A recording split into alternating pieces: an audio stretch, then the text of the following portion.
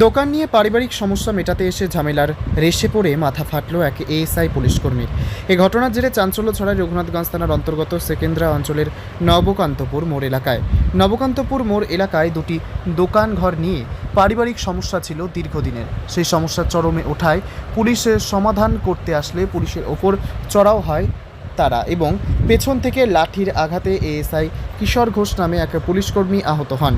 তাকে তড়িঘড়ি জঙ্গিপুর হাসপাতালে চিকিৎসার উদ্দেশ্যে পাঠানো হয়। এই ঘটনার জেরে এলাকার বিশাল পুলিশ বাহিনী রয়েছে। উত্তেজনা পরিস্থিতি এই মুহূর্তে।